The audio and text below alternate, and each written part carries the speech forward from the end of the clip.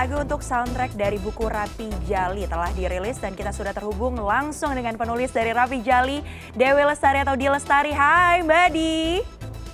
Halo, apa kabar? Sehat-sehat, semoga sehat juga ya Mbak Di kondisinya. Sehat-sehat, terima kasih. Alhamdulillah, kita untuk membuka jalannya dialog kali ini saya mau nyanyi dulu, tolong langsung disambut ya oleh Mbak Di ya. Boleh. Lelahmu jadi lelahku juga, bahagiamu bahagiaku pasti. Berbagi takdir kita selalu, kecuali tiap kau jatuh hati. Mantap, Di Lestari.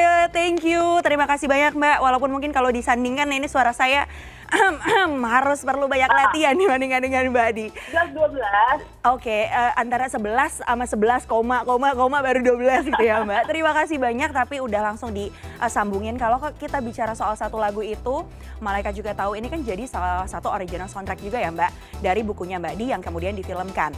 Begitu kan? Kita udah familiar sekali dengan yang namanya original soundtrack dari film. Tapi kali ini ada satu terobosan yang luar biasa nih, karena Cerbung Digital Rapi Jali ini kan rilisnya tiap Senin dan Kamis.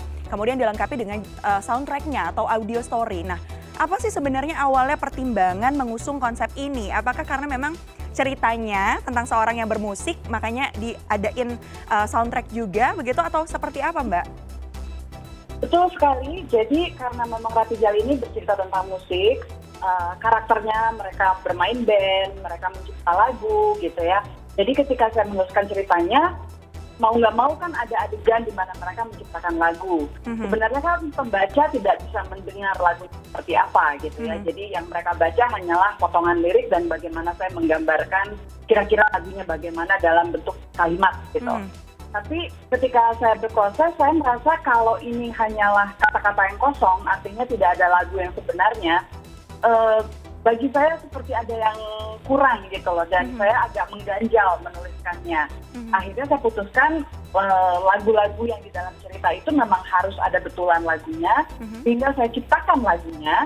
Nah, setelah lagunya jadi, karena memang sudah saya bikin demonya gitu ya, kayaknya sayang kalau nggak dibagi gitu. Jadi awalnya waktu itu ketika Rapi Jali masih penerbitan Cerbung Digital, yang 1 dan 2 memang betul terbitnya pertama Senin Kamis, lalu berubah jadi Senin Rabu Jumat. Lalu sekarang yang Rapi Jali 3 itu setiap hari terbitnya. Wow. Dan dilengkapi dengan audio story maupun juga potongan-potongan lagu dari demo yang saya buat gitu.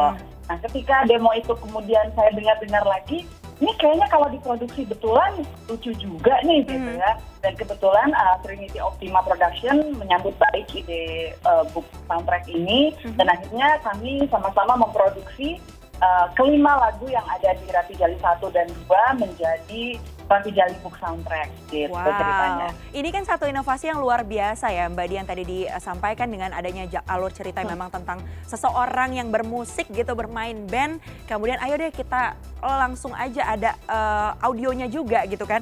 Sejauh ini responnya seperti apa dari para, apa nih kita nyebutnya, berarti pembaca dan pendengar gitu? Betul, betul.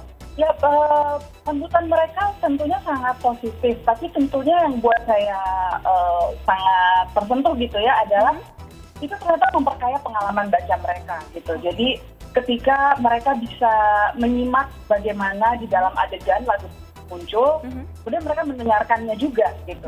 Apalagi ketika sekarang sudah diproduksi secara serius di dapur rekaman dengan para penyanyi profesional gitu ya.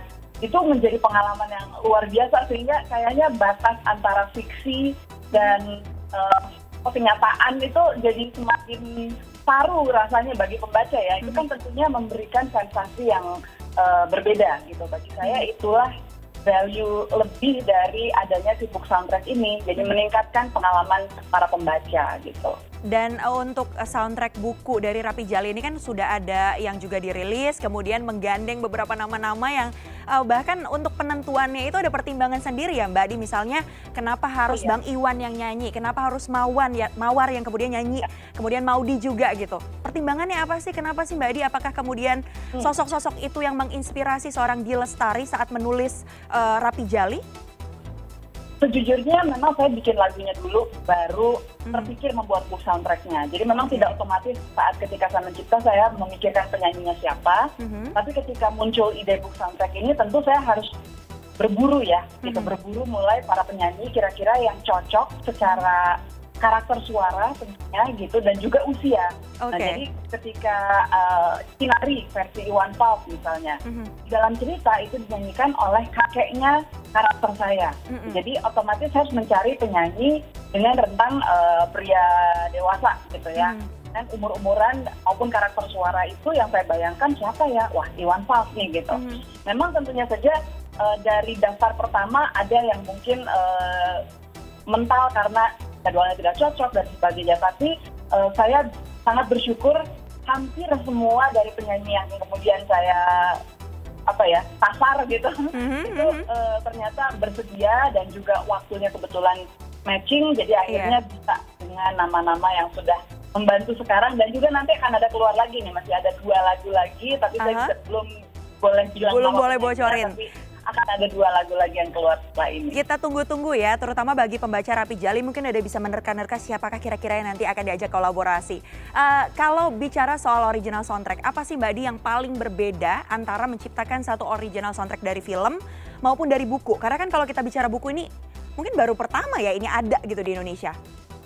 Sepertinya iya ya, yang menjudulinya book soundtrack dan memang konsepnya soundtrack, artinya memang dia diangkat dari adegan gitu. Betul. Jadi agak berbeda juga dengan yang dulu saya lakukan ketika recto verso. Karena recto verso itu tidak datang dari adegan, melainkan dia kayak komplementer dari cerita yang berdiri sendiri gitu. Kalau ini memang masuk ke dalam adegan, bahkan cara karakter menciptakan lagunya itu harus saya copy. Jadi saya harus menciptakan lagu tersebut sebagaimana si karakter menciptakan lagunya gitu.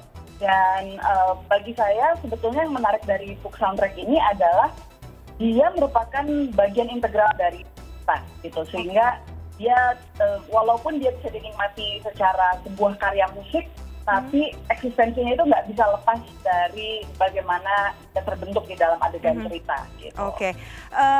Ini pasti ditunggu-tunggu karena tadi salah satu film yang juga original soundtracknya dari Mbak Di ini juga dibahas ya tadi. Buku yang difilmkan ada recto verso dan juga sejumlah buku lain, Perahu Kertas. Aduh saya baca banget tuh ya kisah-kisah antara Kinan gitu kan. Nah ini kira-kira nanti Rapi Jali apakah akan dijadikan film juga? Saya belum ada rencana pasti, walaupun ada beberapa pihak yang sudah mulai tertarik, tapi saya belum bisa memastikan ya atau tidaknya, jadi kita tunggu saja. Yang jelas saya sekarang ini sedang fokus dulu untuk penerbitan Rapi Jali 3 yang akan terbit bulan Desember untuk versi cetaknya, dan juga 2 lagu lagi dari Rapi Jali Book Soundtrack yang akan rilis. Jadi kita tungguin aja ya nanti kolaborasi dan gebrakan baru lagi dari Di Lestari. Tapi sebelum kita menutup dialog kita kali ini dari lagu yang sudah dirilis, apa favoritnya Di Lestari?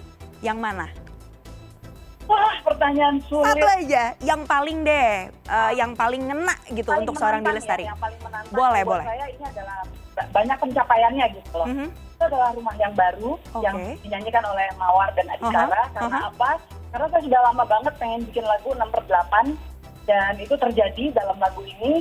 Kemudian saya juga sudah lama sekali pengen bikin lagu duet yang memang diciptakan untuk dibawakan secara duet. Jadi ini juga menjadi satu pencapaian pribadi buat saya. Dan ini lagu susah banget.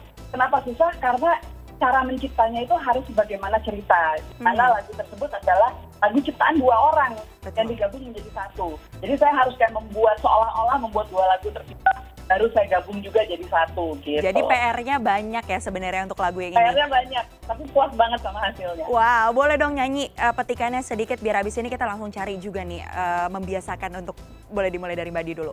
Silakan. Mungkinkah alasan mengapa cinta menghilang, menjadi alasan mengapa cinta berpulang. Yeay, Rumah yang Baru. Di Lestari, terima kasih banyak. Thank you so much. Ini sangat luar biasa sekali Mbak Di selalu berkenan untuk bisa ngobrol sama kita di Connected, dan sampai ketemu lagi untuk nanti bisa bincang-bincang dengan proyek-proyek terbarunya. Sukses terus ya Mbak Di, sehat selalu. Bye. Terima kasih, sehat selalu juga.